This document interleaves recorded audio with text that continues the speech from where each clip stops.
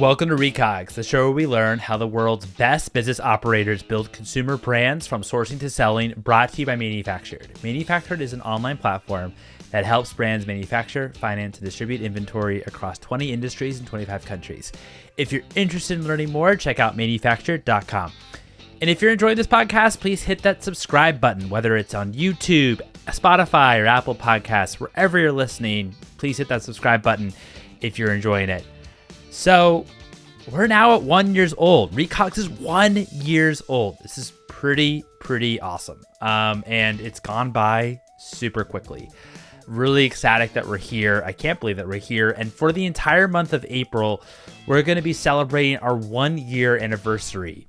If you're in LA, we're also going to be hosting a happy hour at our HQ on April 30th. The sign up link is in the comments to RSVP. Today's podcast episode was recorded in the same place where it all began, at Shop Talk. I had a great time chatting with our guest today in his booth, Tarek, who is the founder CEO of About You. About You is one of Europe's largest online retailers for fashion and lifestyle and the leading provider of a personalized shopping experience on the smartphone. They have 45 million active monthly users. We discuss how he decides which brands to work with, his collaborations and assortments of over 600,000 items from around 3,800 brands, how he thinks about scale, how he thinks about warehousing, how he thinks about inventory overall with dealing with these products, how he also collaborates with celebrities to release new limited edition products as well. Without further ado, here's Tarek.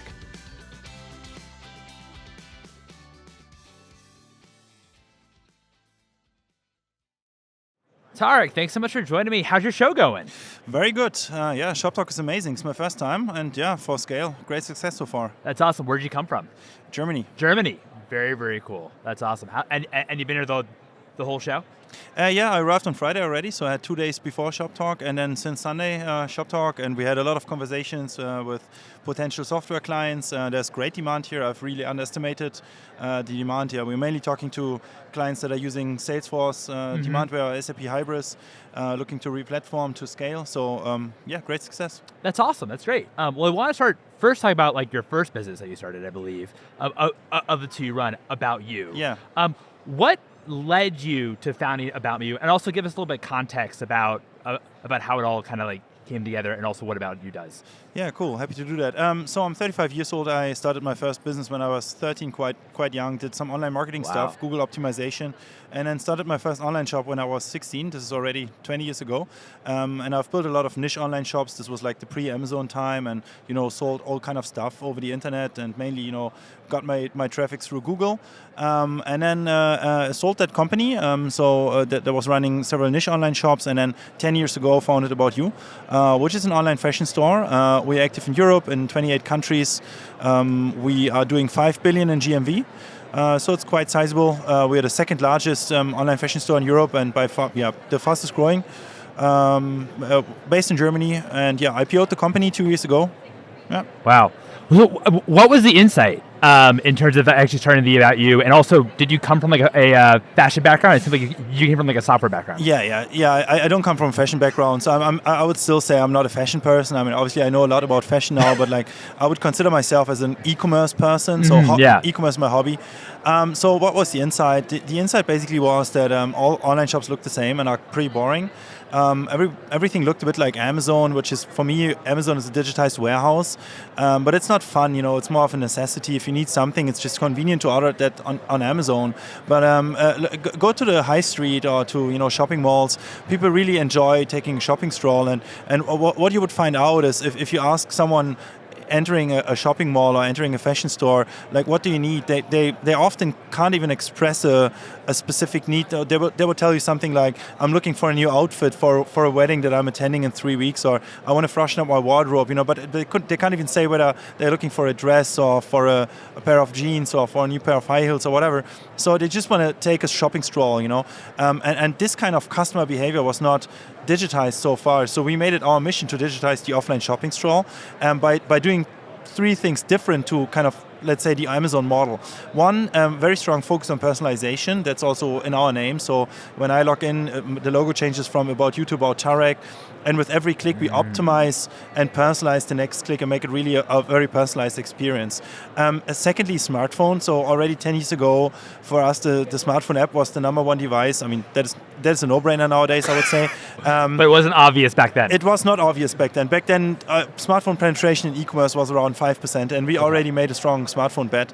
And third aspect is inspiration. So in order to take a shopping stroll, we believe you need to deliver more than just category and search, So we invested a lot into content, made it a bit like a fashion magazine, did things like live shopping pretty early, but all kinds of giving customers an access to assortment that doesn't pre-require you expressing a demand. Could also be, we established a feature called, the mix of the week, basically, where we suggest 100 products to you every week based on your, personal taste. So these are all things where we try to keep engagement high and make sure that customers are visiting About You ideally on a daily basis to look around, and then every now and then they also buy something out of an impulse. So what was kind of like the pitch in the early days? Because of course you want this to be seems like a discovery platform for you to get like inspiration behind when it comes to shopping. But how did you start with like doing like your own brand, and then you kind of expanded to actually have other people's brands and actually become a retailer, or like what was it? Or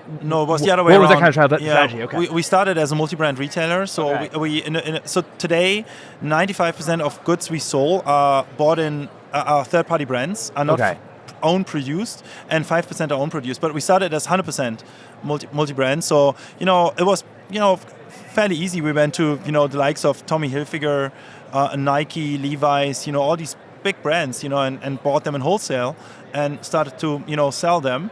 And then fairly quickly started a marketplace as well. And today we are a hybrid model. So roughly 60-70% of our revenue comes from own bought goods, so goods that we buy in wholesale, take over inventory risk, put them in our warehouse. So these are the the Nike, the Adidas, the Levi's, the Tommy Hilfigers, kind of mid-market brands, and then 30-40% are marketplace products where we connect sellers that can then sell through About You, pretty much like Amazon. So it is basically owned by, it is fulfillment by About You. This would be the equivalent of fulfillment by Amazon, and then drop shipping. So in the early days when you brought on these kind of iconic brands, Tommy Hilfiger and the rest of the bunch, what did you actually go to them directly and say, hey, we're starting this website, it's going to be like we're starting like an online wholesale business, we want to feature your product? Or was it a bit more like, hey, let's just go to like a store and like buy like a bunch of product on our warehouse and then resell it on our retailer, and then once we get enough volume, then we actually go directly to the brands? Yeah, look, I mean, we went to the brands and obviously we got more or less all no's, so it took us. It's hard, right? Yeah, it was hard. I mean, I think I just said the likes of Nike, but I think it took us 4 or 5 years at least to get Nike. So we started with the less iconic brands, and then worked our way up. But I think what the brands kind of quickly realized, and that's why they love to work with us, is that we get them, we bring incremental revenue to them. So we don't only cannibalize their own D2C. So if anybody searches for a Nike product, let's say for a Nike Air Max, that person wants to buy a Nike Air Max. The question is just where, So this would cannibalize their own D2C, because Nike would always want to sell a Nike Air Max in their own Nike.com destination, because that person wants to buy it anyway. So better, from a Nike perspective, better let them buy it at Nike.com. So what they are looking for, and every brand is looking for, is incrementality. So they want new customers that would have not bought from Nike. Now, with our inspirational proposition of saying, look, we're digitizing the offline shopping stroll, we are not yet another Amazon, they quickly understood that we are creating bots that would not have happened without About You. And we did, everybody, and analysts, whatever, did a lot of studies around that and found out that actually 80-90% of bots on About You come out of an impulse and therefore are incremental. And that's why fairly quickly everyone wanted to work with us and wanted to sell through About You, because they realized we are opening up new target groups. We are opening up young customers. We are opening up countries in which they have not sold before, like Eastern Europe, and it is incremental. I know we're going to touch on the inventory side. First of all, really impressive that you've been able to kind of capture Nike and actually retain them? Because I know that they've been actually trying to go in their strategy much more D2C, and I think they absolutely they pull off Amazon, if I believe. And not only Amazon, I mean, they have pulled off thousands of what they call doors. So from a Nike perspective, they would always call it a door, so someone they sell to. And to be honest, in Europe, it is, I don't know what the number is, but it's an extremely low number of doors that they work together with, and we are one of their what they would call strategic accounts, and we are a strategic account for more or less every brand in the world, because we drive volume. 5 billion GMV is a lot. They're obviously larger, but that is one of the largest fashion platforms in the world. And but even more important is not only the quantity, because they always think about, okay, where's this quantity coming from? Am I just switching quantity from offline to online, or from my own D2C to the platform? And then it's not incremental, But if a platform really is incremental, then they're obviously more willing to work with you, Yeah. Well, how do you think about, as well as in terms of the actual ideal customer profile, the ideal customer profile that visits About You, and how that is maybe different from what maybe a customer profile of if you were to shop D2C at some of your brand partners? Yeah, so the typical customer of About You is a woman. So 85% are women, 15% are men, and she's young. So she's somewhere around 20 to 39. Sweet spot is 25 to 35. Okay. So yeah, and she lives everywhere across Europe. So we're only in Europe at the moment, 28 countries in Europe, not in the UK, so it's only continental Europe.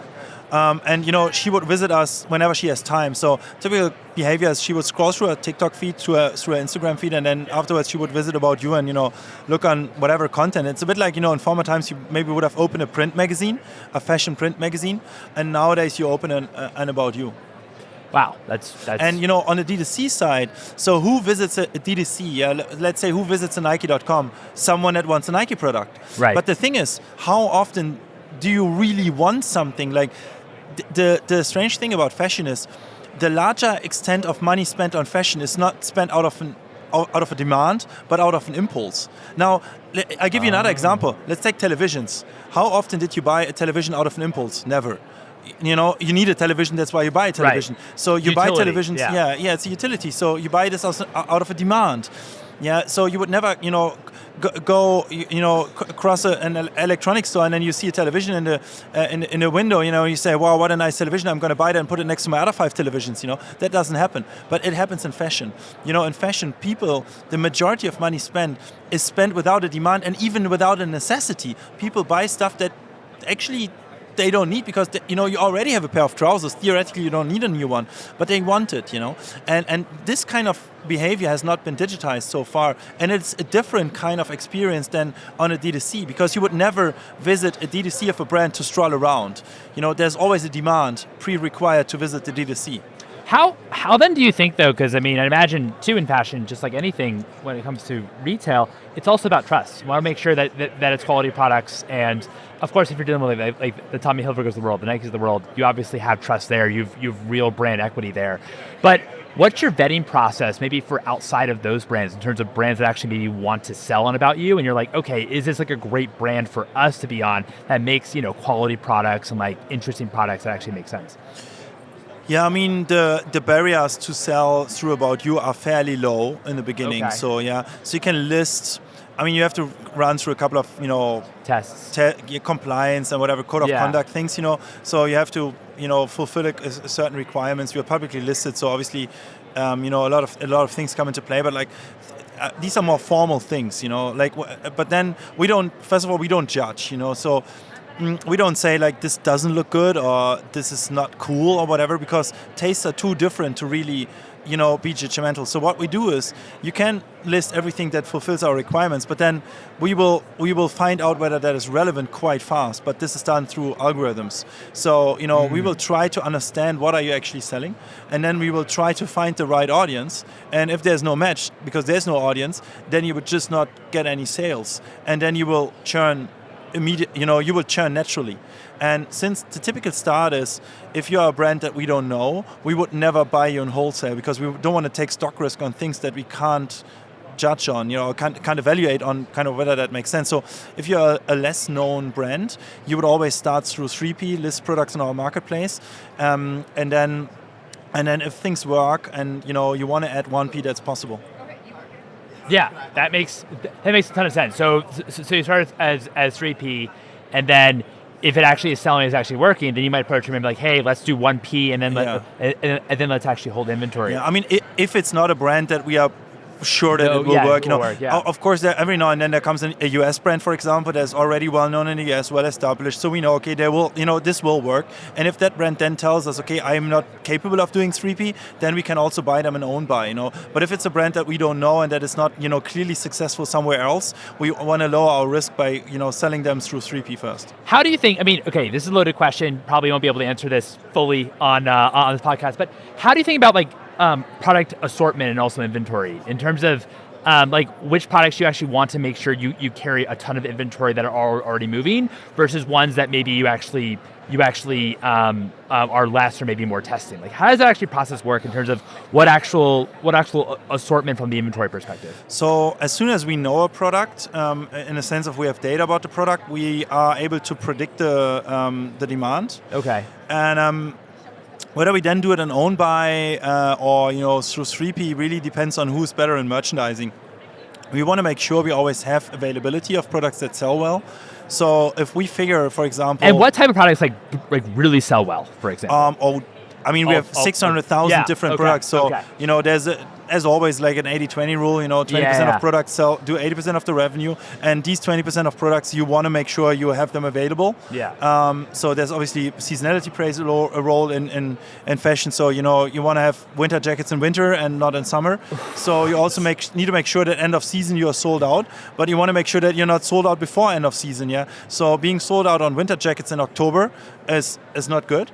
That means you were understocked, but having winter jackets, a large quantity of winter jackets in March probably means you did something wrong in season. Yeah, you priced wrongly, you bought too much, etc. So it is always, about data and kind of getting the demand right, and then figuring out which party is better in making sure that the demand is fulfilled with supply.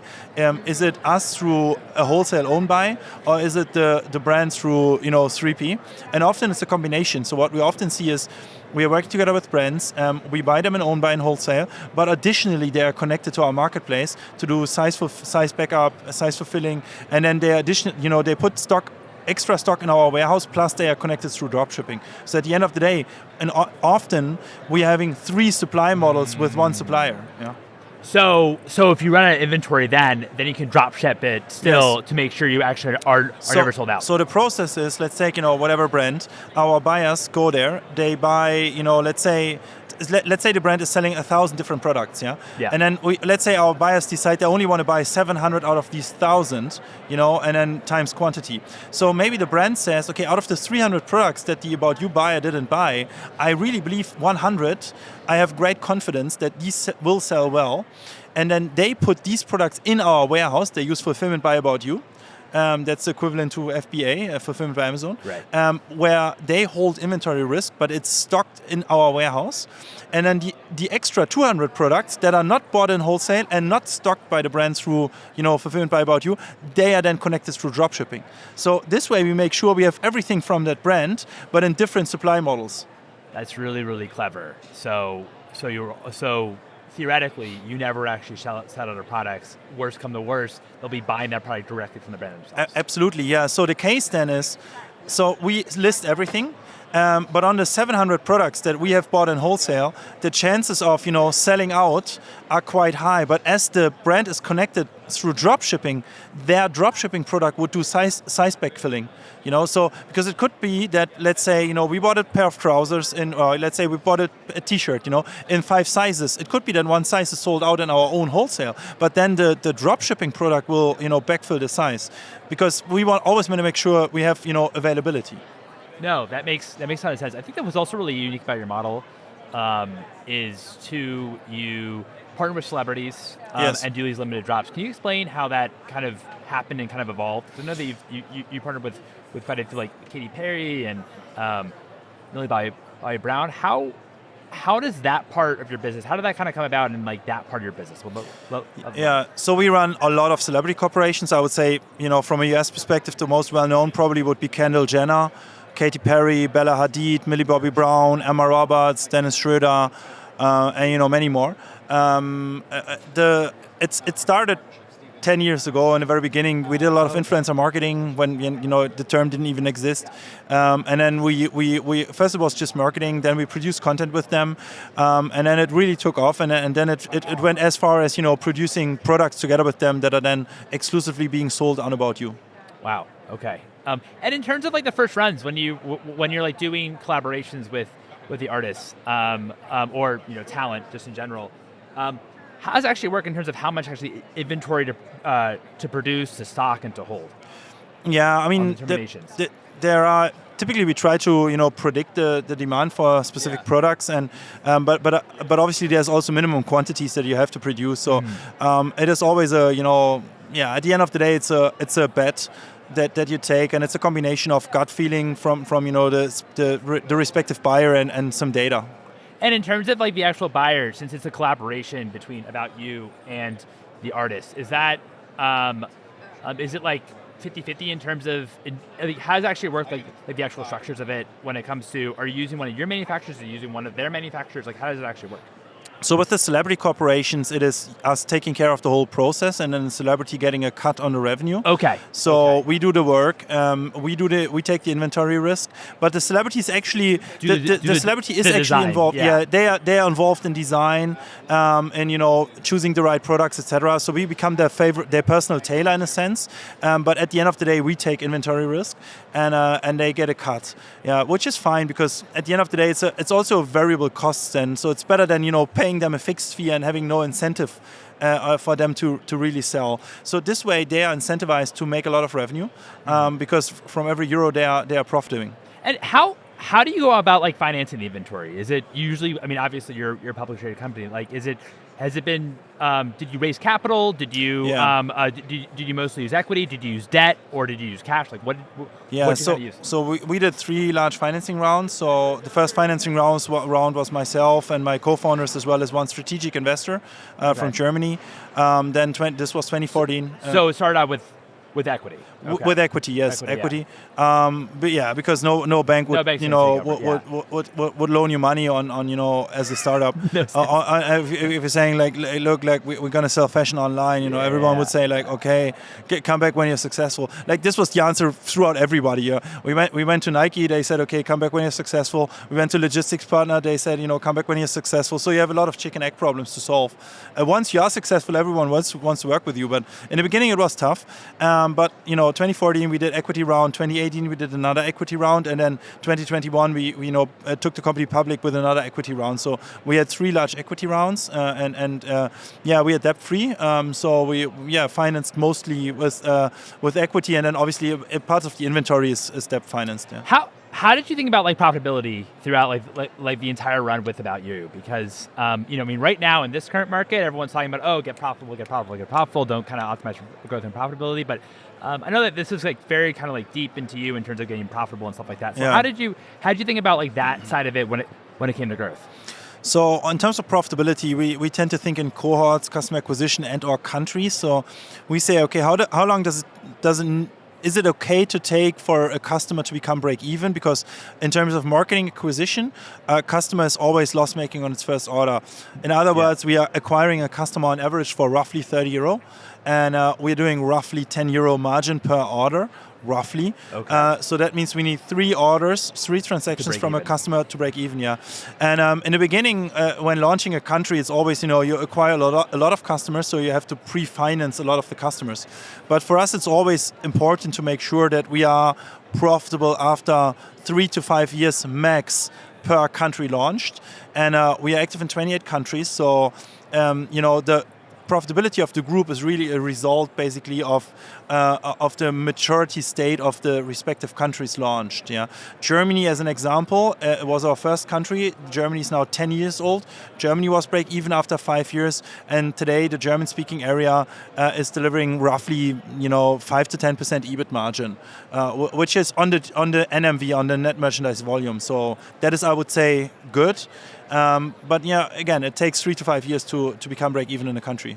How do you decide which country to enter? I know that now you're in 28 countries, so you've done this a lot of times. Yeah, but like what kind of elements of the country does it have to have, or like even like the competitive landscape and that sort of thing? Yeah, so we tend to look on demand, obviously, so market size, on competition level, and on ease of doing business, and these are the three main factors that decide kind of in which priority we proceed, because we want to internationalize, we want to globalize, kind of be active in every country, possible. Yeah. But so it's more of a prioritization rather than anything else, because so far we've been able to succeed in every country that we entered, and it's always a question. Some countries are break even after 2 years, some countries are break even after 5 years, but no country has taken longer than 5 years, and some countries scale extremely fast, some not. The good thing about us is we have very little fixed cost per country, so we try to solve a lot through technology. Translation is done through a combination of automation, AI, and mechanical Turk. We have to connect the local payment methods and the local carriers, the local last mile carriers. So there's an initial effort of a bit of dev effort, but then running a country, we have very little a fixed cost per country, because we have warehouses that are serving several countries, so we don't have to open a warehouse per country. And but by accident, kind of, we figured, hey, what we've built here technologically is really relevant for a lot of other companies. So that was one reason why we spun off the software as a service company called Scale Commerce Engine, written with an AY, where we are now productizing our technology. And a lot of our customers are using the pre-localized functionalities, and they are seeing similar successes. So often, companies are sitting in the US, are sitting in Germany, are sitting in UK, in like high competitive markets, yeah. And what they see is, as soon as you internationalize, it actually becomes easier. Yeah, and that was the case for us as well. Like, Germany has been the toughest market. Our first market has been the toughest market. Every other country was easier, so we scaled faster and become profitable faster. And that's also the experience we see from UK-based, from US-based companies, that it's actually faster and more profitable to go into these, smaller countries, because there's just less competition. So you're almost became like doing a little bit of like what Amazon did, where you have like the Amazon business, and then you also have like AWS. Yes, exactly, but not exactly but like different. But obviously different. Yeah, obviously different, because like we're not offering cloud services, but we're offering software. Right. But it's exactly what you say is exactly right. Like, the thinking is the same. So we have a very successful B2C business, and we have built things that are unique in terms of skills and transferable to other businesses. And transferable. That actually is not competitive. Absolutely, absolutely. Even competitors. We're even giving our software to competitors. So we're giving it to everyone, because it's a very profitable business, obviously. Yeah. It's the same logic, So we have this fast-growing, high-volume B2C business, and we have the software business, which is extremely successful and very profitable. That's awesome. Why aren't you in the UK yet? With About You, we are not in the UK. Not yet in the UK, because we expanded kind of this ease of doing business point has also to do with logistics. So there's water in between continental Europe and UK. Yes. So that makes it a bit more difficult. And UK has left the EU. That makes it even more difficult. That's tough. So we thought, okay, let's first cover all the EU markets, because it's just easier and faster, because you have easier customs, easier logistics, etc. But we have localized UK already, because with Scale we have a lot of customers that are doing business in the UK. So technologically we are really ready for About You to go to UK. But at the moment, in the current cost of capital structure, it wouldn't make sense to open a new country, because, as mentioned, it takes 3 to 5 years to hit break even. In other words, that means we have to invest 3 to 5 years. And currently, as you rightfully mentioned, everyone is about profitability. So this is not the time to launch, complex countries, I would say, for us at least. That makes sense. This is another loaded question, but how do you think overall, when it comes to like pricing your products, working with obviously brands, is it like price matching when it comes to what they're selling for on D2C? How do you think overall in terms of what prices you actually want to kind of be with, and is that a collaboration with the brand as well? So this depends on the supply model. If we buy in wholesale, we do price ourselves. So then there's no discussion with the brand.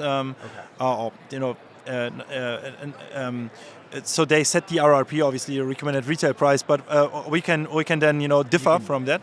And if it's a 3P product, then they set price. Yeah. So this means it depends. If we set price, we are using pricing algorithms, very sophisticated pricing algorithms. There's huge lever in that. Like when I talk to retailers, but also to brands, I think generally a lot of brands and retailers totally underestimate the power of pricing. And if they think about pricing, they always think about reductions. And you know what? Like when we speak to scale clients, the first thing I tell them is increase prices in certain countries and certain customer groups because they are not price sensitive. And it is 100% margin. And we sell products at a different price in different countries, and depending on seasonality, depending on demand, supply, etc., etc. What are there like particular countries that you actually sell like higher prices in? Yeah, absolutely. Like I mean, the probably most prominent example is Switzerland within Europe. I mean, I can guarantee you can sell everything 30% more expensive. You will not see any decline in demand. Wow. And that is just pure extra margin. And then there are regions like Eastern Europe where you have to be a bit cheaper. Yeah. But you see high quantity. So the price, finding the optimal price, often from brands happens after gut feeling or after a general optimization of price sensitivity. But I don't think nowadays technology and data allows you to be much more granular on pricing. So you can go as far as country or as customer groups of saying, I know that there are customers that are more price sensitive, so they maybe should get discounts or voucher, where you would sell to others in full price, because they're not price sensitive. Right. That's really. I mean, it kind of reminds me of my old roommate, who he's from Australia, and he used to say, "Oh, every time I come to America, I loved it because all the apparel was so much cheaper than Australia. It'd be like double the price there." So, so that is kind of interesting in terms of an insight, in terms of actually pricing to like specific consumer groups and actually towards specific countries. How are you affected by like the global supply chain crisis of like the past 2 years? I know that it obviously affected everybody that's kind of like an inventory-based business, or seemed like it, unless you maybe like self-manufactured yourself and maybe didn't have to do a lot of shipping. But what was kind of like your experience of these past few years? Yeah, it has been a roller coaster. Yeah, I mean, stuff was delayed a lot. That is a problem for a company that is selling a good proportion of seasonal products. So let's get back to our winter jackets. If usually we get winter jackets. The vast majority of winter jackets we receive somewhere around August and September. To have them in the winter season, and in these supply chain crisis times, suddenly stuff was several months delayed. And if we get large chunks of winter jackets in January, it's too late. And that means we were understocked in the beginning and overstocked at the end. And it's exactly what you don't want. Yeah. So this was a problem. Freight prices went crazy. So cost of goods went up. This was a problem. Generally, inflation, is an opportunity and a problem. But it had been extremely volatile in the last 2 or 3 years, I would say. It had been tough to make money and to manage inventory right. Yeah, got it. No, I really appreciate that. My final question to you. What would you value more? $100 of inventory, so $100 of inventory of one of your brands, or brands that you're partnered with, or $100 cash? Oh, it depends on the inventory, If you can sell it? Yeah, I mean, if it's inventory that we can sell well, give you an extreme example, $100 of inventory of a rare sneaker, obviously would prefer, because I can sell it for, I can make a margin with it. With $100 on cash, what is the interest you get in the US? I get 5% interest or whatever on that. So I mean, it's a simple equation. If I do more than 5% margin on the, more than 5% profit, considering risk, then risk netted, then the inventory would be the better deal, Totally. Great answer. Tarek, thanks so much for your time. This has been a lot of fun. Thanks for coming to our booth here. It was a pleasure. And there you have it. It was a pleasure chatting with Tarek. Tarek, thanks again so much for coming on the podcast. And again, we are celebrating for the whole month of April Recogs, the 1-year anniversary. And if you're in LA, please come join us at our happy hour on April 30th. And if you're loving the episodes, please subscribe on YouTube or whichever platform you're viewing this content.